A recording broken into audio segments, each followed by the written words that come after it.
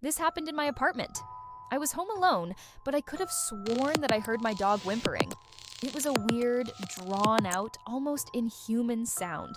My dog had stopped barking altogether a few days prior, which was strange because he's a very vocal dog and he would bark at anything.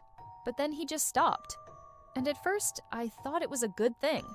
No more barking, the neighbors would be happy. But then I started to notice that something was wrong. He wouldn't eat his food. He would just stare at the wall.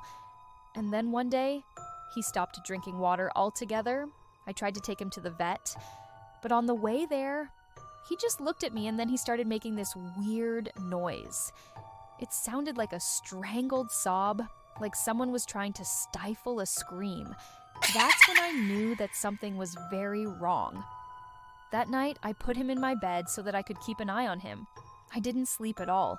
Every time I closed my eyes, I could see his lifeless eyes staring back at me. Then, he started to get up.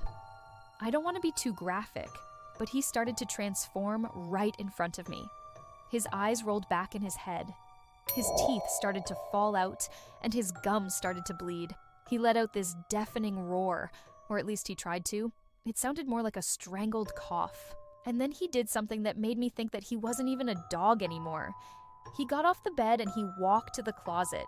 He started to open the door. I don't know how long he stood there for, but eventually I worked up the courage to go over there and stop him. I don't know what was in that closet, but whatever it wasn't my dog. It was only after I called the cops and they took the thing away that I realized what it was. It was a doll. It was a creepy porcelain doll that I had put in my closet. It was my childhood doll. I hadn't thought about it in years. I never even told anyone that I had it. Then, the scariest thing happened. The next day, I went to work. I was so scared that I couldn't focus. All I could think about was the doll and what it was doing in my closet and why it had taken my dog. But then, something even worse happened.